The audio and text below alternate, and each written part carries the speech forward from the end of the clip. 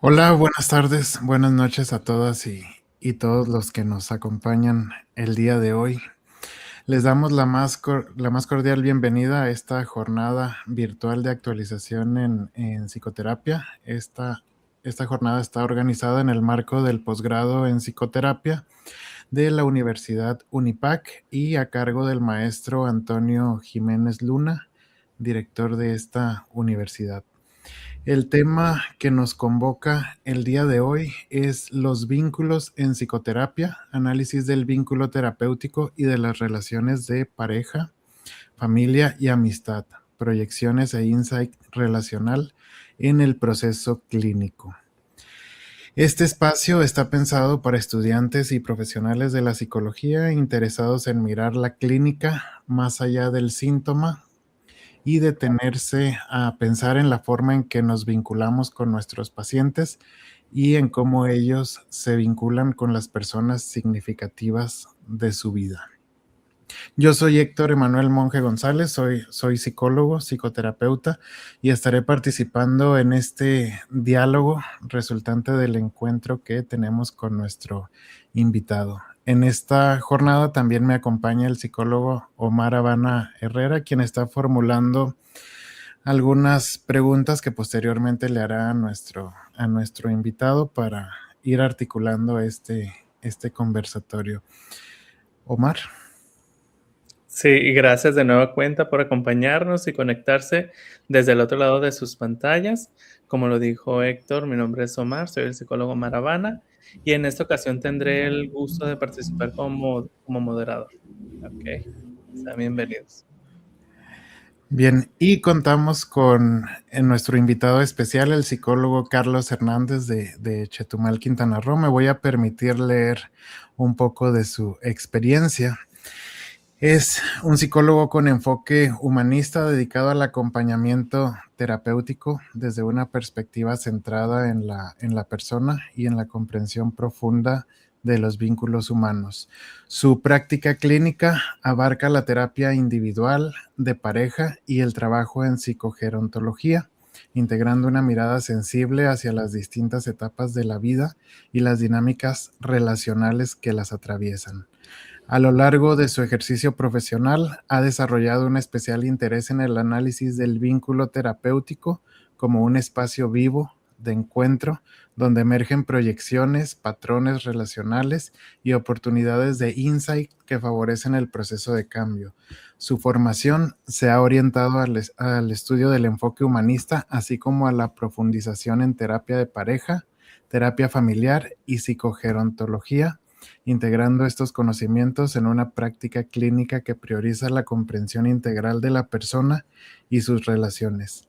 Actualmente forma parte de iniciativas orientadas a la divulgación y el acompañamiento psicológico, promoviendo una mirada más humana, accesible y profunda de la salud mental. Bienvenido, Carlos. No, muchísimas gracias. Después de esa presentación, hasta con gusto. Muchas gracias por la invitación. Un gusto tenerte con nosotros. Y pues sin más preámbulo, vamos a comenzar a hablar del tema, si les parece. Adelante, Omar. Sí, gracias. Y justo en este marco, Carlos, ¿podrías profundizar acerca de cómo este vínculo terapéutico puede llegar a ser un factor de cambio tan importante y con tanto peso como el mismo de la propia terapia o de la propia técnica? Claro, claro.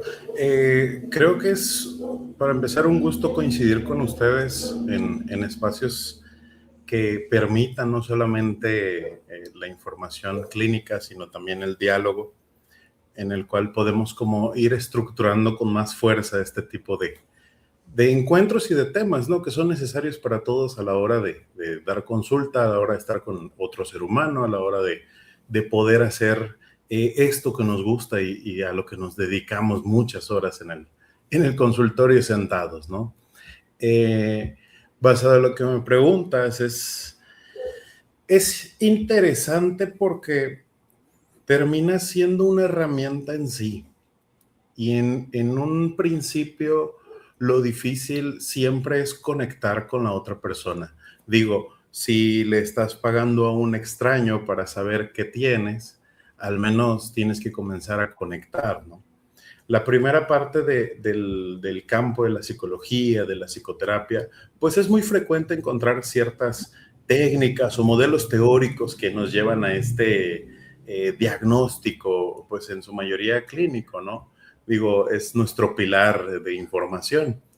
Pero existe este elemento que es el encuentro con el otro, el poder verlo, el poder sentir que está presente con nosotros y el saber que está buscando algo de lo que nosotros sabemos un poquito más. Siempre he puesto en tela de juicio el hecho de qué hace diferente a un paciente a un psicólogo, y muchas veces termina siendo no solo la información, sino qué hace con la información, ¿no? Entonces, sí, dime. Bueno, has planteado y comentas algo que me parece bastante relevante. Se habla de que el vínculo terapéutico no es necesariamente el medio para aplicar técnicas, sino que puede ser el agente de cambio. Y con lo que comentas, aparte de eso, me gustaría empezar un poco por ahí. ¿Qué señales clínicas a ti te hacen pensar que el paciente puede comprender intelectualmente sus patrones y que puede comenzar a vivir algo dentro de este mismo vínculo terapéutico? Bueno, la cuestión con el vínculo terapéutico es que, para empezar, siempre vamos a tener que priorizar cuáles son los vínculos del paciente, con quién se relaciona, con quién vive, con quién está, para poder entender un poquito más de qué es lo que estamos buscando como psicólogos. Cuando el paciente llega con la información que él cree tener, que es todo lo que ha recolectado, ¿no? Cuando conectamos primero en las primeras sesiones, donde está la entrevista, donde conectamos con rapport, donde empieza esta parte en la que tenemos que encontrar el centro del paciente, la información que nos da no solamente es lo único que tiene, sino es una solución a un problema más grande, ¿ok? Cuando conectamos, el vínculo se centra, ya lo decía Rogers en su momento, en confianza, en el espacio donde no se va a sentir juzgado, en una apertura en la que está en buenas manos, pero para que eso llegue tiene que sentirlo. No solamente es por el precio de la consulta, no solamente es por el tiempo que le dedicamos, sino comenzamos una interacción de rapport mucho más profunda que la primera entrevista. Es un rapport constante. Decía por ahí Virginia Satir que llega un punto en el que puedes sentir lo que el paciente siente si haces un buen rapport, ¿no? Entonces, la herramienta en sí, la primera herramienta que tenemos que tener como psicólogos siempre va a ser cómo vamos a conectarnos con él, qué nos une a nuestro paciente, para que podamos abrir nuestro vínculo terapéutico y sepamos cuáles son estos patrones repetitivos que está tomando de otros vínculos, como la pareja, para empezar. Como de dónde vienen, ¿de dónde vienen los vínculos repetitivos de la pareja? Bueno, de padres, ¿cierto? ¿De dónde viene la parte de los padres? Bueno, de lo que conocieron, del contexto, de la sociedad, de amigos. Entonces, ¿qué pasa cuando llega a consulta? ¿Qué es lo que abre? Ese mismo vínculo. Y es ahí nuestra oportunidad de saber y poder observar cuáles son esos patrones, cómo se ven reflejados en nosotros como vínculo de confianza, y ahí sí, qué herramientas y qué técnicas puedo empezar a utilizar justamente con este paciente, ¿no? Así Claro. es. Y justo por lo que dices, Carlos, ahorita me viene como a la mente una pregunta, a ver si te ha tocado. En el trabajo, obviamente, de la terapia, no sé si te ha tocado algún paciente neurodivergente y que presente posiblemente alguna dificultad de atención, ¿no? En ese entendido, ¿qué reto posiblemente desde la clínica puede aparecer y qué herramientas se pueden utilizar? ¿Te ha tocado en el trabajo? El reto más difícil al que siempre nos vamos a enfrentar es la comunicación. Es aquello que expresa y lo que no expresa, independientemente del diagnóstico y quién sea y qué sepa. Lo más difícil siempre va a ser la comunicación, porque una cosa es lo que el paciente puede decir y lo que el psicólogo puede escuchar. Entonces, ¿cómo enfrentamos estos retos o cómo enfrentamos este querer ayudar? A través de el cerebro que llega a consulta y no el cerebro que da la consulta. Tenemos que empezar a conocer a nuestro paciente. Tenemos que empezar a hacer preguntas correctas para ir sabiendo a qué se dedica, cuál es su entorno, cuáles son sus elementos en los que podemos ayudar o apoyar, ¿no? Pero ¿por qué te lo digo así? Porque si tú nunca logras conectar, si tú nunca logras saber y conocerlo, ¿qué técnica le aplicas? ¿Qué metodología intentamos? Y claro, la clínica tiene la parte de las bases, podemos hacer 1001 trabajos, pero es el paciente en sí que nos dicta la técnica. Por eso nuestras primeras bases tienen que ser observación de lo verbal y no verbal, la mediación de la comodidad física, si nuestro paciente se siente a gusto y cómo hacer para que se sienta a gusto. Entonces, el hecho de que tengan diagnóstico o no tengan diagnóstico va a ser basado en tu comunicación. El cómo lo vas a trabajar es la comunicación que te pueda dar. Y recuerda que lo verbal es 30%, 70% es no verbal. ¿Cómo trabajamos con un paciente que es cero verbal? Bien, cuando hablamos de un paciente, por ejemplo, con estas características y que comenzamos a observar el vínculo y las maneras en que se relaciona, ¿qué tan complejo puede ser eh, observar al paciente sin reducirlo a sus patrones vinculares y poder ver más allá de esas historias de apego que trae el paciente? Especificando el paciente, hay que involucrar a la familia. Se extiende a terapia no solamente individual, porque nosotros entonces lo que necesitamos es información. Entonces necesitamos saber con qué convive, con quién convive, qué es lo que hace, qué es lo que no hace. ¿Por qué? Porque como el paciente llega a estar limitado, incluso en las primeras interacciones, lo podemos ver incluso con adolescentes o con niños, tenemos que sí o sí meter a la familia, porque estamos hablando de un sistema, estamos hablando de la sistematización del diagnóstico. El paciente no llegó a ese punto solo y no ha llegado a sus patrones solo. Entonces, ¿cómo se comporta su entorno? ¿Cómo se comporta su sociedad? ¿Quién lo conoce más que nosotros mismos? Pues los padres, ¿no?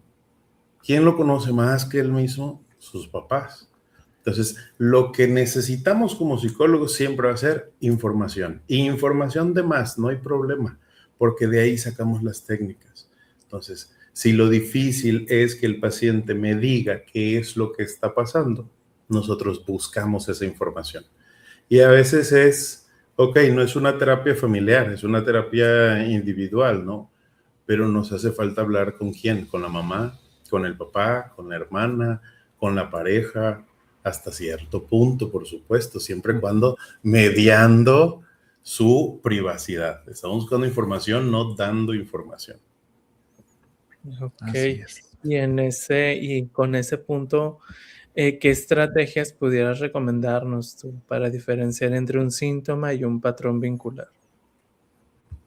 Que la parte de la sintomatología precede a una problemática. Cuando nosotros vemos síntomas, hay algo más profundo, hay algo debajo. Lo que el paciente llega y nos muestra no es el problema en sí. No se casen con esa primera parte. Lo que el paciente nos está mostrando es la puerta de entrada. Cuando el paciente llega y te muestra, ¿sabes qué? Tengo estos problemas, no sé cómo solucionarlos. La primera pregunta es, ¿cómo llegaste ahí? ¿Qué te tuvo que pasar para llegar a ese punto? Y entonces nos vamos en un camino retrospectivo. ¿Hacia dónde vamos? A buscar cuándo empezó, cuándo se ocasionó, cuándo entonces se convenció o cuándo decidió que esa sería su herramienta de vida. Piénsalo de esta forma. Si llega un paciente que está en alcoholismo, el problema no es el alcoholismo, es que lo evoca. ¿Qué tuvo que pasar para entonces que el alcohol logre el trabajo que nosotros estamos buscando realizar? ¿No? Lo mismo con el tabaquismo. ¿Qué tuvo que pasar para que el tabaquismo fuera la solución? Cuando nosotros podemos trabajar el problema de raíz, es ahí donde ese síntoma ya no es un problema quitarlo. Pero tenemos que ir a la profundidad. Y la profundidad solo llega ¿con qué? Con la vinculación. Correcto. Y justo hace un momento mencionabas estos escenarios donde el paciente despliega estos patrones, la pareja, la familia, inclusive la amistad.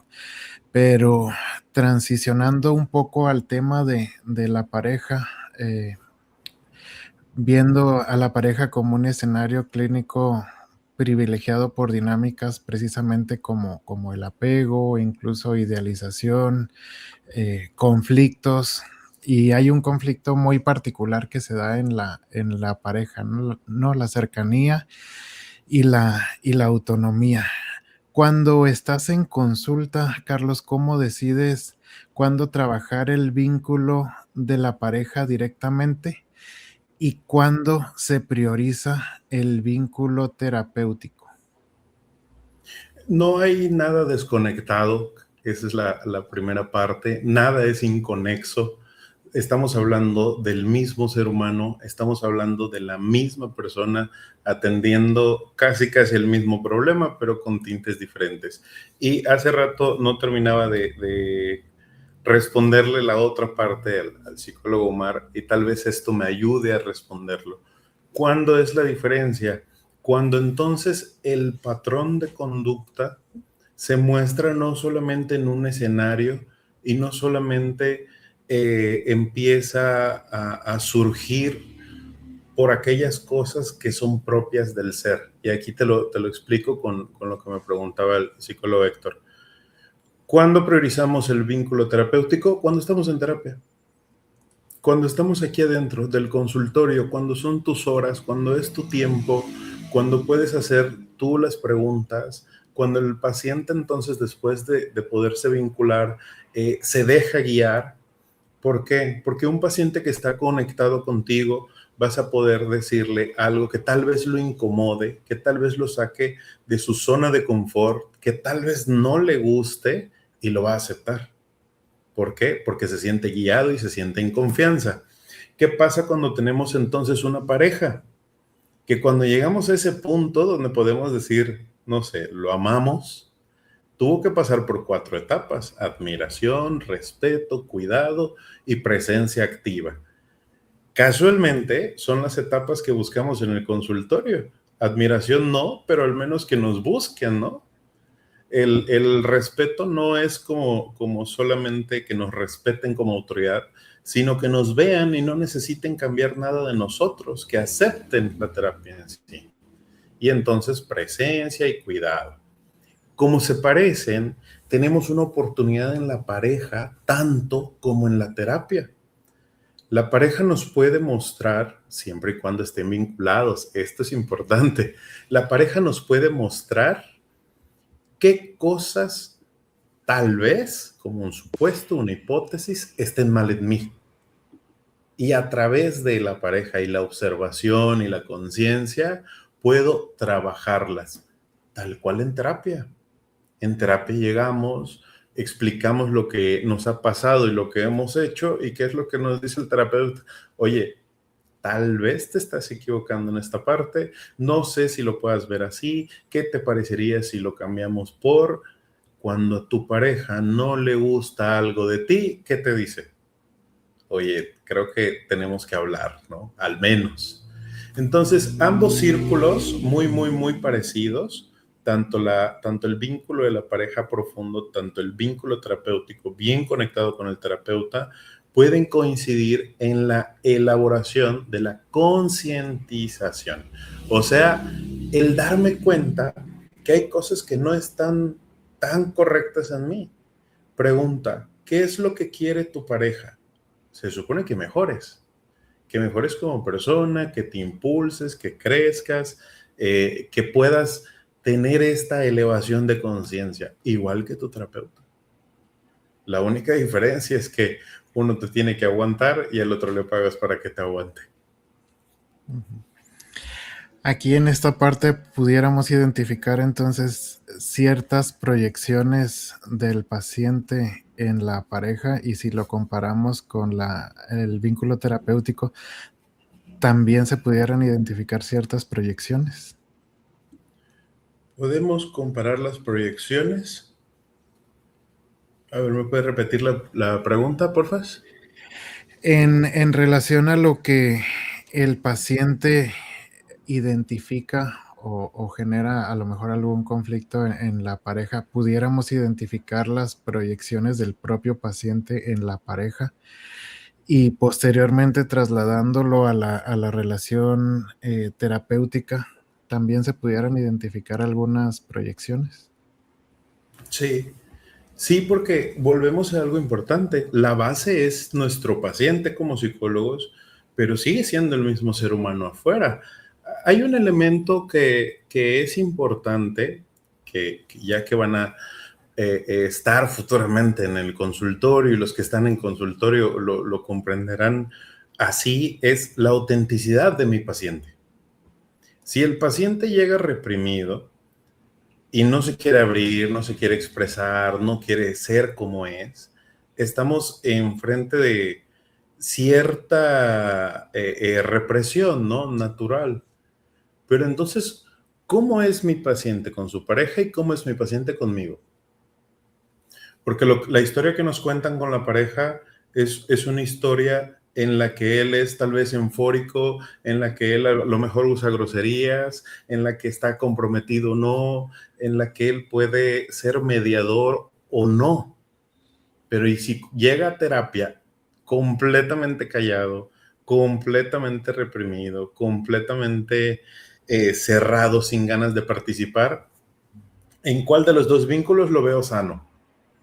En el que puede ser el mismo, ¿cierto?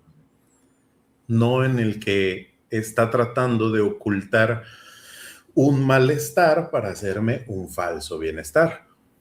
Por ende, la forma auténtica de ser de los pacientes es lo que nos da luz, es como nuestra estrella de Belén, si lo quieres ver así. Vamos a tratar de evocar al paciente, a que sea auténtico, a que si me va a llegar al consultorio y me va a decir, ¿sabe qué? Psicólogo, me siento molesto.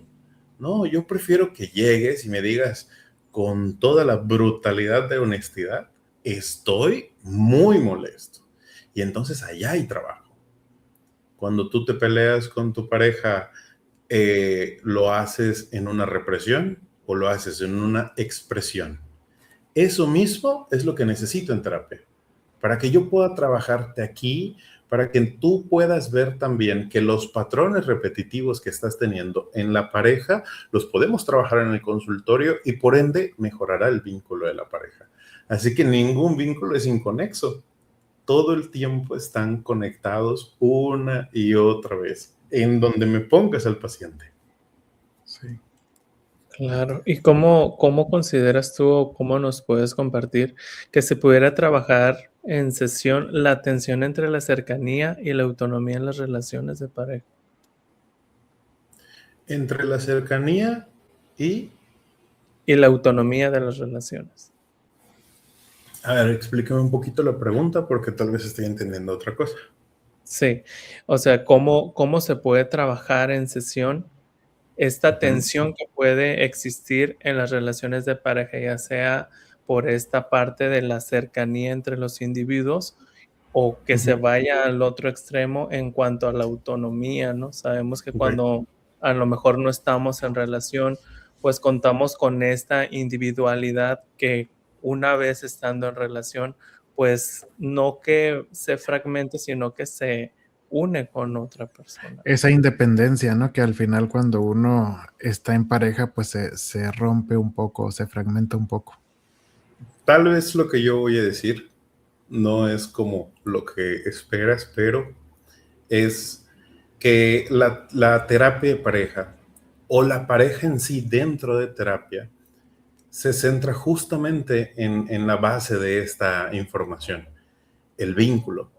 El vínculo, para que funcione, tienes que entender una sola cosa: no se trata de ti, y al mismo tiempo te da resultados. Porque cuando tú estás en una pareja, y ok, supongamos que son polos opuestos, cuando tú estás en una pareja y entiendes que tu parte, la parte que te corresponde dentro del círculo de la pareja, no se trata de ti, se trata del otro, del cómo lo hago sentir, de cómo puedo servir, de cómo puedo ayudarlo a crecer.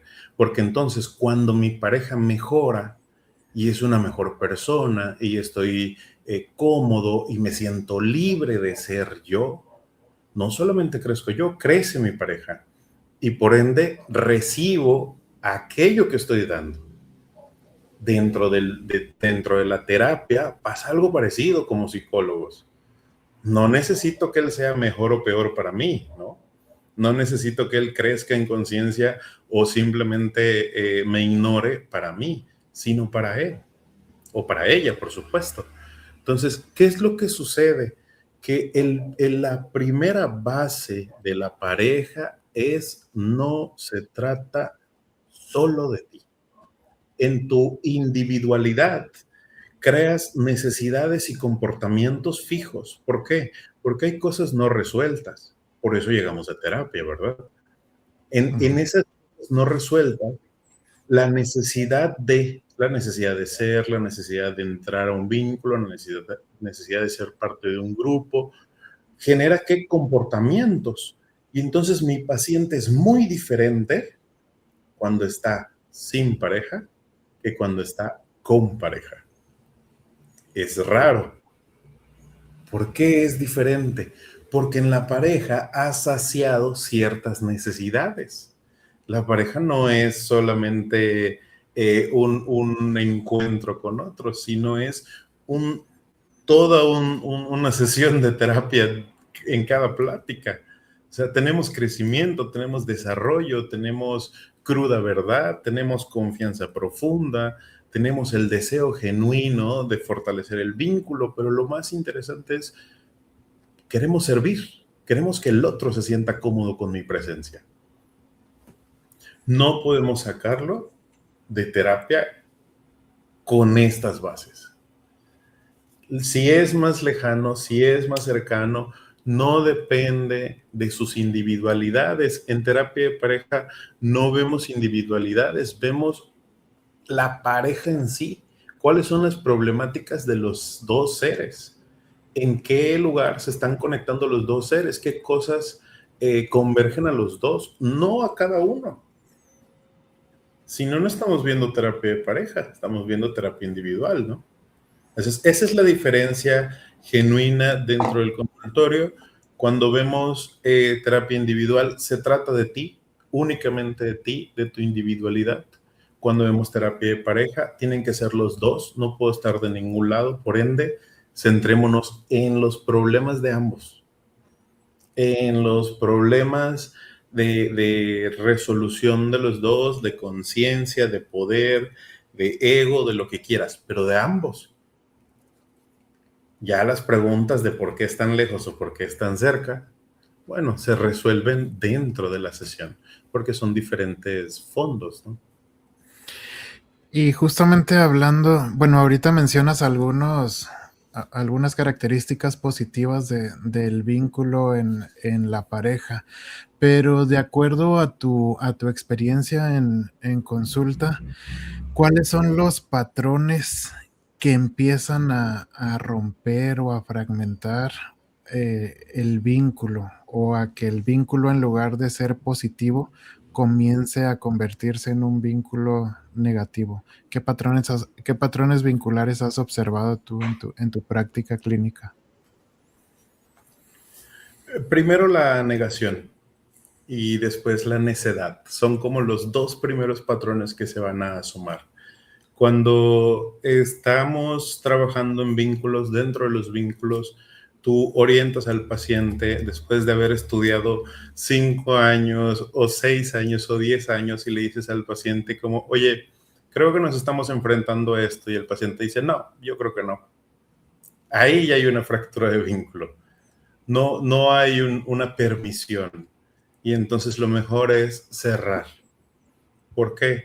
Porque no solamente está tratando de escapar, no solamente es una evitación y escape, sino no tiene interés. Y esa es la segunda. Negación, interés, desconfianza. 3 cosas. Vamos a los vínculos. Negación, interés, desconfianza. ¿Qué necesitas para romper el vínculo? Con una de las 3, ¿no? Entonces, dentro de terapia, cuando estamos trabajando, no sé, con los chicos, con los adolescentes, y resulta que tenemos un acuerdo donde mamá tiene que enterarse de ciertas cosas necesarias, pero no todas, y a ti como terapeuta se te escapa algo y mamá se lo comunica, se rompe ¿qué? La confianza paciente-terapeuta, y ya no lo recuperas. Ahí se va el paciente. Entonces son hilos muy delgados, pero tampoco son los más rebuscados, ¿eh? Es lo mismo adentro y afuera. ¿Qué necesitas para romper una relación? Lo mismo Sí. pasa en terapia. Exactamente. Muy bien. Y ahora trasladando esta plática un poco a la relación terapéutica, en tu experiencia o en tu opinión, ¿cuáles son los patrones que pudieran comenzar a la vez a fragmentar esta relación terapéutica, ya dejando un poquito de lado el tema de la pareja? Ok. La cuestión con la terapia es que el paciente no esté abierto a la experiencia, si lo centramos de esta manera. Nosotros podemos tener todas las ganas de dar terapia, podemos tener todas las herramientas, podemos tener, bueno, todo. Pero si mi paciente no quiere, si la persona solo vino a perder tiempo o tal vez solo vino a desahogarse y no es que quiera sanar o quiera trabajar, bueno, tenemos que dar exactamente lo que está pidiendo, pero tenemos que saber qué es lo que está pidiendo, que era lo que decíamos, ¿no?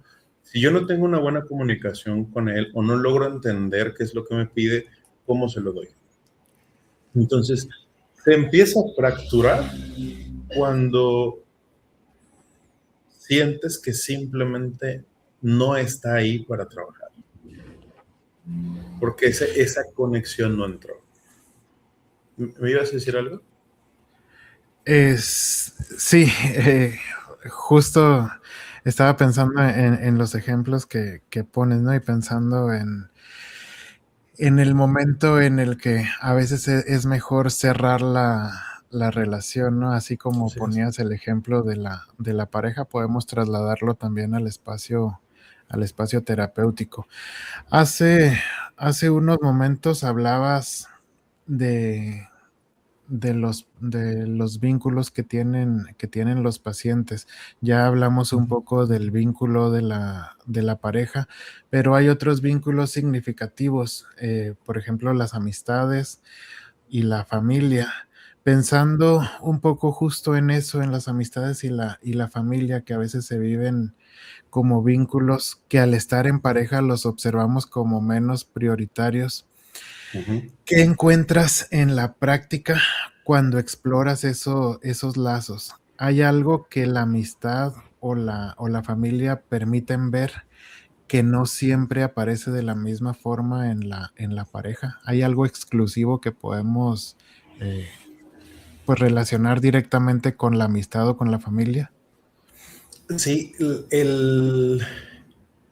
el hecho de que los amigos y la familia tienen o sienten la confianza de decirte las cosas tal cual son y no necesitan maquillarlo, que es como uno de los elementos más importantes que tenemos que meter a nuestra cajita de herramientas como psicólogos, el no maquillar la información. En algún momento hablaba con un paciente y le decía, es el hecho de preguntas inteligentes para respuestas absurdas. ¿Por qué? Porque cuando llega este momento, la pregunta que llega a mí como psicólogo es muy inteligente la pregunta. Ha sido elaborada, ha sido formulada, ha llegado a su límite de la cognición y salió la pregunta, por más absurda que suene, es inteligente. Entonces, mi respuesta tiene que ser tal cual es hacia mi paciente que lo escucha. No mediático, no maquillado, no rebuscado, no científico. ¿Por qué? Porque el paciente no vino a buscar bases científicas, vino a buscar respuestas, que es lo mismo que hacen los amigos y la familia. Él tiene la apertura de que el amigo le diga, oye, ¿sabes qué? Estas cosas son así. Y la familia llega a hacer eso con nosotros, ¿no? A ver, siéntate, tengo que hablar contigo. Entonces, en rasgos característicos, esa conexión, esa sintonía en el que tú hablas directo con tu paciente, se siente como a ver, siéntate, vamos a hablar, donde puede no solamente entender, sino interiorizar la información. Por eso te digo, es muy importante conocer los vínculos mediáticos, la familia, la pareja, los amigos y cómo se relaciona con ellos. En la pareja es un poco más difícil, sobre todo al inicio o los primeros años, que no se maquille la información con tal de no lastimar. Terminamos tratando de llevar bien la fiesta por no lastimar, pero ¿qué pasa? Que uno de los dos siente represión, que uno de los dos carga el peso, que uno de los dos trata de mejorar la pareja y no se trata de ti. Por eso esa frase, cuando tú creas que tú tienes que cargarlo, no se trata de ti. Entonces, dentro de terapia y fuera de terapia del consultorio, vamos a buscar cuáles son los elementos que terminan siendo importantes para el paciente a través de esos vínculos. A lo mejor es un paciente que no le gusta escuchar y es reactivo. ¿De quién sí escucha? ¿Con quién sí conversa? ¿Qué características tiene esta persona a la que le escucha? ¿Y cómo puedo acercarme a esas características? Nosotros somos el gran espejo, ¿no? Entonces, nuestras herramientas no solo vienen de las bases clínicas, vienen del ambiente del paciente, vienen de su interacción con los demás, para que podamos detectar. Y qué importante eso que mencionas, que no solo viene de las bases clínicas, porque a veces todo lo que aprendemos en la escuela, la parte técnica, la parte científica, muchas veces la queremos llevar al consultorio tal como, tal como nos la enseñaron, ¿no? Pero al final, cuando estamos frente a la otra persona, pues nos enfrentamos con situaciones, con modos de pensar, precisamente con formas de vincularse, y al final puede surgir un conflicto, ¿no? Entre todo lo que aprendimos o todo lo que nos enseñaron en la parte teórica, técnica, con la realidad que está viviendo el paciente, ¿no? Y es una línea delgada, para lo cual pues hace falta una habilidad específica para poderla llevar dentro de una sesión terapéutica. Y que la habilidad es la recursividad, no los recursos. Y quisiera puntualizar esto, ya que estamos frente a un público que se va a enfrentar a este mismo problema una y otra vez, con pacientes nuevos, con gente que tal vez no tenga conexiones, con gente que tal vez no tenga vínculos genuinos. El problema no son los recursos, no es lo que sabes, no son los libros leídos, no son las técnicas, no son todo el trabajo que has hecho durante años. El problema es cómo lo utilizas. Y el utilizarlo se llama recursividad. ¿Qué pasaría si somos nosotros técnicos de psicología, no licenciados, no maestros, no doctores, somos técnicos en psicología, que lo único que existe es el tecnicismo. Llegamos a consulta y llega un paciente que es completamente bíblico. ¿Cómo lo abordas? ¿Desde qué punto? ¿Cuáles herramientas son las que vas a utilizar? Porque aparte es un paciente de 65 años y más. Ya es becado. ¿Cómo logras hacer este vínculo de conexión si en tus registros nunca te dijeron que cualquier autor se acercó a la Biblia? Entonces la recursividad te da chance de la primera y segunda sesión y te manda a leer cosas que tal vez nunca quisiste abrir, pero hay que hacerlo. ¿Por qué? Porque lo mediático de mi paciente es la iglesia y es la religión. Y punto. No es como tú quieras, es como el paciente viene. Eso es lo fuerte en este trabajo, que no sabes cómo viene, ni qué tiene, ni por qué. Vas a seguir recolectando recursos, sí, pero necesitas improvisar con ellos. Sí, de alguna manera contextualizar, pues de acuerdo a la vivencia y a las características que trae el paciente. Retomando un poco el tema de la familia y los vínculos familiares. Ahorita, mientras escuchaba tu respuesta, pensaba en que así como la familia puede ser el espacio perfecto para desarrollar patrones vinculares saludables, muchas ocasiones pues nos enfrentamos con que es todo lo contrario. Y por ejemplo, pensando en pacientes con una orientación sexual, por ejemplo, distinta a la esperada por la familia y que precisamente esa orientación hace que los patrones vinculares o que los vínculos como tal se reduzcan al no encontrar el paciente una forma de relacionarse porque no puede expresar correctamente quién es. ¿Cómo, ¿Cómo se puede abordar cuando no hay un patrón vincular saludable y que por Ahí el entramos contrario? nosotros. Ahí entramos nosotros como primer patrón, como primer vínculo, porque entonces la necesidad a cubrir es el vínculo, es el paciente lo que está buscando en primera instancia es confort y es confianza y es no sentirse juzgado.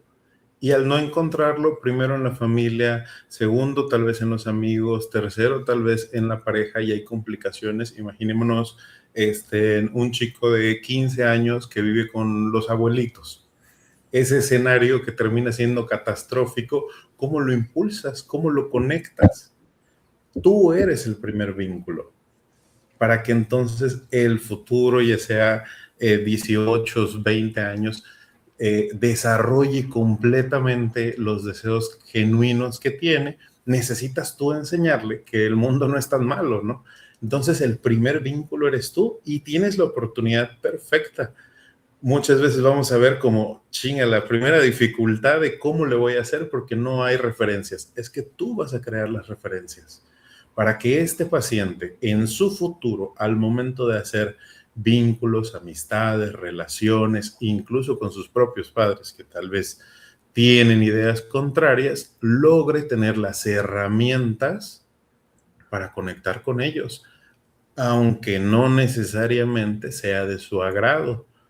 Pero, ¿por qué? Porque le vamos a dar la información correcta, las herramientas correctas, para que pueda sanar parte de lo de la parte familiar sin condenarse a lo que ellos quieren, sino potenciando su forma de ser, su estilo de vida y lo que quieras. Pero primer vínculo te vuelves tú.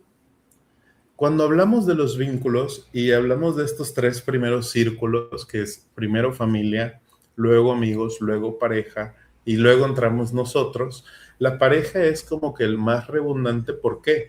Porque es el más cercano a la terapia, ¿no? Cuando nos vamos a los amigos es más cercano a la parte de la familia. Pero si el paciente no llega con ninguno de los tres vínculos, oportunidad perfecta. Tenemos todo para hacer un excelente trabajo porque aparte llega vulnerable con nosotros, en búsqueda de lo que nosotros necesitamos para empezar terapia, en búsqueda de un vínculo terapéutico profundo. Ahí es donde entran todas las herramientas. Y que justo la parte positiva, pues es precisamente eso, verlo como la oportunidad perfecta, pero a la vez es una gran responsabilidad, ¿no? Así es. Lo que recae sobre el terapeuta para que el vínculo a partir de ese momento no solo sea positivo dentro del consultorio, sino que a partir de ahí empiecen a surgir patrones vinculares fuera de, pero qué enorme responsabilidad. Pero es que nosotros llevamos una enorme responsabilidad, llevamos un enorme trabajo. Nuestro trabajo es muy difícil en el sentido de que estamos trabajando solamente con lo que el paciente nos dice y nos dice que hace. No tenemos forma de ver los sentimientos, no tenemos forma de ponernos guantes blancos para una operación de corazón abierto. O sea, trabajamos con lo más genuino. Y si no existe esa conexión de confianza, ¿cómo vamos a trabajar? Entonces, por eso el primer contacto es importante, porque lo demás no se ve. Nosotros trabajamos con escucha activa, con análisis y ahora sí, todos los recursos que tú quieras. Y yo creo que de ahí también como que reside la importancia de realmente conocer al paciente, ¿no? De entenderlo, más allá de la empatía, realmente pues conocer a ese individuo y ver qué herramientas puedes también desarrollar a la par con él, ¿no? Con respecto a la práctica, ¿cuál sería una forma de distinguir entre una proyección y una transferencia? Ya yendo a un tema un poquito diferente. Una proyección se centra en lo que aquel paciente tiene inconcluso, por así decirlo, que no llega a saber que es parte de él, pero lo logra ver en la otra persona, lo logra ver en su pareja, lo logra ver en su papá, lo logra ver en el mejor amigo, pero no lo logra ver en sí. Por eso cuando el vínculo entra, lo primero que hace ese insight, ese darse cuenta, es cuando la otra persona del vínculo, el otro lado del vínculo, dice, no, pues es que tú también eres así. O tú eres esto y esto y esto y esto. Y ese insight, casi obligatorio, casi darse cuenta así a la mala, es la primera parte de la proyección. Pero gracias a esa proyección me involucran en el trabajo del vínculo, me involucran en el trabajo de la conciencia, ¿no? La otra parte es la transferencia. La transferencia es el sentimiento, es al revés. La transferencia es del otro hacia mí. En la que no solamente es como lo proyectado, sino lo que siento por esa persona, lo que genuinamente casa conmigo, ¿no? En el consultorio lo conocemos como lo que el paciente puede llegar a sentir por mí, como deseo, gusto, preocupación activa. La admiración a veces es genuina, a veces no.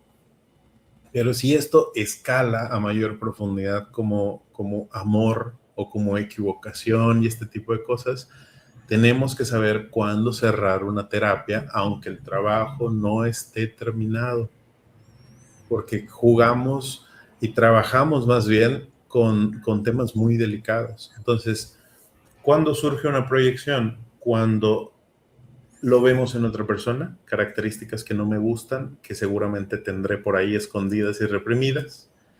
Y la transferencia es el cómo nos sentimos con la otra persona, qué florece de mí a través de la otra persona, ¿no? Sí, y justo hablando del insight, vamos a hablar un poco del insight relacional que implica reconocer la propia participación en la forma en que se van construyendo los vínculos. Dentro de la práctica clínica, ¿cómo acompañas el momento en el que ese reconocimiento o ese insight puede resultar para el paciente un poco doloroso o culpabilizante? ¿Cómo lo acompañas para que se vuelva recurso y no solo autoacusación? Porque decían los chicos con los que trabajaban en bachilleres, una vez que te das cuenta, ya no hay vuelta atrás, ya no te puedes hacer tonto. Entonces, cuando el insight duele, marca. Una vez que te das cuenta, ya no puedes volverlo a ocultar. En terapia vamos a encontrar cosas que siempre han estado, o sea, descubrimos cosas, no porque sean ahora existentes, sino porque ahí estaban bien tapaditas, ¿no? En el insight, el acompañamiento se vuelve, eh, no sé cómo decirlo, tal vez sanación entre el paciente y el terapeuta para que no lo resienta tan agresivo tal vez en la pareja, que la pareja tal vez no tenga los recursos para tratar un buen insight o un buen darse cuenta, sino sea más como juicio, más como victimismo, más a juzgarlo, ¿no? Tenemos que repetir ese insight dentro de la consulta para llegar a trabajarlo justo como el recurso de no es tan malo el darse cuenta, ¿no? No fue tan catastrófico como lo planteó tu papá en el darse cuenta o tu pareja o el mejor amigo. No es el fin del mundo el darse cuenta. Al contrario, es una elevación de la conciencia y así es como yo lo manejo. Cuando alguien viene y me dice, oye, me di cuenta que cuando me enojo, soy muy hiriente con mi pareja.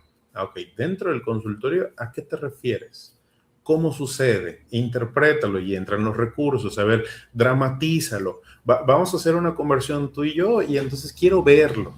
Porque si el paciente te lo presenta, le dices, ahora que tu conciencia está elevada, que ya sabes que lo haces, que duele mucho darse cuenta, que te das cuenta de que eres lo que creías que no eras, que ahí está como la proyección.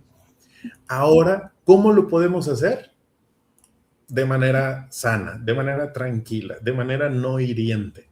¿Y qué emociones podemos trabajar para que esto que ya aprendiste como recurso a través del insight, regrese a tu vínculo? Y en el vínculo no necesariamente sea hiriente, ¿no? Así es. Claro, y de esa manera considero yo que el vínculo funciona como un espacio de reparación para el paciente, a como alcanzó a rescatarlo. ¿El vínculo qué? ¿Terapéutico? Ajá, sí. Sí, sí. Y yo estaba asustado, dije, el vínculo de pareja no. El vínculo de No, pareja y familia y amigos, no. Al no, contrario. del terapeuta. Pensémoslo de esta forma, el campo de batalla es allá afuera, después de nuestra puerta, después de cuando se acaba la sesión en línea, el campo de batalla es lo cotidiano. Cuando surgen estas cosas, cuando emergen estos insights, estas cosas que duelen, que incomodan, entonces llega el paciente a terapia y te dice, fíjate que me pasó esto. Ok, ahí lo trabajamos. Ahí es nuestro trabajo, pulirlo, darle recursos, enseñarle, mostrarle, guiarlo, para que eso mismo regrese al campo de batalla y ya no necesita pelearse, ni discutir, ni lastimar. ¿Por qué? Porque estamos trabajando dentro de sesión. Ahora, que habrá cosas como a lo mejor se da cuenta que no sabe poner límites y dentro de terapia le enseñamos a poner límites y regresa al campo de batalla y se vuelve una batalla más grande porque el paciente nunca había podido poner límites. Ahora se vuelve más complicado el trabajo. Que hay que hacer un acompañamiento de que no es malo, solamente se aprovechaban mucho, ¿no? Entonces son trabajos donde uno es el lodo y el otro es el área en donde puede ir sanando estas cosas que encuentra, ¿no? Así es. Y para ir cerrando la conversación, Carlos, pensando en nuestro público, en quienes nos están viendo, que son personas que trabajan directamente con el cuidado de la salud mental y en el ámbito de la psicoterapia. Si tuviéramos o si tuvieras que sintetizar precisamente para ellos, una Claro. especie de alerta interna o un consejo para no descuidar el vínculo, ¿qué indicadores crees que deberían atender en sí mismos y en la relación con el paciente mientras trabajan justamente los vínculos con la pareja, con la familia, con amistades? Primero de manera individual, personal, como trabajo, no como psicólogos, como seres humanos, el encontrar primero su buen vínculo, encontrar su terapeuta, encontrar su psicólogo, encontrar su maestro para poder reparar, para poder trabajar y entonces generar recursos para su trabajo. Primero siempre va a ser un constante, yo necesito, yo me miro, yo puedo, como terapeutas. ¿Por qué? Porque no sabemos qué trae la persona que llega. Entonces no sabemos qué va a evocar en nosotros, no sabemos qué va a surgir de nosotros después de sesión, ¿no? En segunda, que muchas de las cosas que terminan siendo clínicas terminan siendo cuadradas a la hora de dar consulta. Y eso, cuando nos salimos tantito de eso, creemos que estamos pecando, creemos que estamos yéndonos hacia otro rumbo. Y no, recuerden que están enfrente de otro ser humano que también está intentando vivir como puede, tal cual nosotros en algún momento. También está buscando respuestas como nosotros. Entonces el vínculo se centra primero en él para que tenga al menos un canal de comunicación de confianza en el que pueda ser el mismo y en el que pueda expresarse. Y nosotros tener esa oportunidad de trabajar hacia donde la persona quiere, no hacia donde nosotros queremos. No estamos buscando hacer pacientes política y moralmente correctos, estamos buscando pacientes saludables, ¿no? Entonces, esos dos. Y creo que por último, tienen que saber cuándo cerrar su terapia. Tienen que lograr ver cuándo el paciente ya se estancó o nosotros ya nos estancamos, cuándo ya no estamos yendo a ningún lugar y solo viene a desahogo. Y entonces volver a revisar las bases de nuestra relación terapéutica. ¿De qué trata esta relación? ¿A qué nos estamos basando nosotros dos? Y si el paciente dice, pues, ¿sabes qué? Pues yo ya me acostumbro a venir cada semana y decirte, bueno, tal vez es momento de cerrar y canalizar a otro tipo de formación. O dejarlo libre un rato, a ver cómo se comporta en el exterior. Así es, y actuar con ética, ¿no? Al momento que identificamos que es tiempo de cerrar, tomar la decisión y, y actuar con la ética y poder decirle al paciente, pues, que es momento de cerrar esa relación terapéutica. Finalmente, Carlos, ¿alguna recomendación bibliográfica que tengas, algunos autores que hayas leído que aborden el tema de los vínculos? Creo que quien me ha dado como mucha apertura para este tema al momento de empezar a elaborarlo y sobre todo al momento de darse cuenta, el insight como psicólogos, ¿no? Cuando estamos leyendo y conectamos con cierto autor.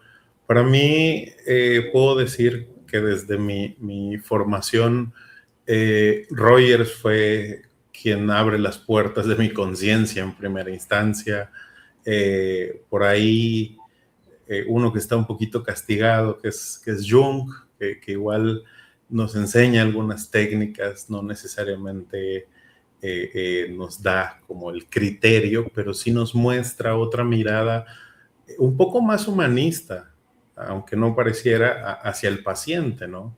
De hecho, él decía, pues puedes conocer todas las teorías y dominar las técnicas, pero cuando estés enfrente de un ser humano, recuerda ser únicamente otro ser humano.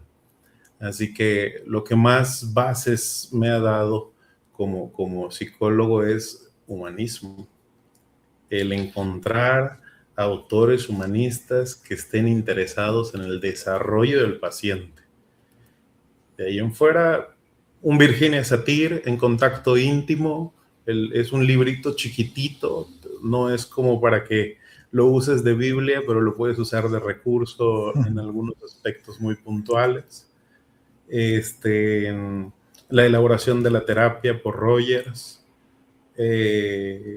Hay uno, es un concentrado que dice La sombra de Carl Jung. Digo, Carl Jung está un poquito castigado, pero entender al menos que como seres humanos tenemos un lado oscuro y un lado donde se va todo lo reprimido, pues abrazar también ese lado es crecer, ¿no? Entonces, al final son recursos que cada quien irá encontrando conforme se va topando con cada paciente. Muy bien, pues muchísimas gracias, Carlos. Acabamos de tener una conversación que yo creo que será de gran ayuda y también plantea una reflexión bastante interesante. Y como agradecimiento y coordinados por el maestro Antonio Jiménez, director de Unipac, queremos hacerte entrega de una constancia y pues un reconocimiento por este tiempo que nos acabas de brindar. Eh, Considero que es una contribución importante, sobre todo para nosotros y para quienes nos están viendo también, estudiantes de psicología, profesionistas de la psicología, y te la vamos a hacer llegar de forma digital. eh, y te digo, es a nombre de la universidad y del maestro Antonio Jiménez Luna, nuestro director, y es una constancia que entrega el Centro Universitario del Pacífico, Unipac, acá en Tijuana, por tu valiosa participación como ponente invitado en esta jornada virtual de actualización en psicoterapia, con el tema Los vínculos en psicoterapia, análisis del vínculo terapéutico y de las relaciones de pareja, familia y amistad, proyecciones e insight relacional en el proceso clínico, que fue dirigida a estudiantes y profesionales de la psicología, realizada en modalidad virtual asincrónica con una duración de 1 hora y media. Y pues esta se entrega el día de hoy, 14 de abril de 2026. Aquí la estamos proyectando, pero te la voy a hacer llegar pues de manera digital como es el archivo. Omar, ¿algo que comentar antes de cerrar?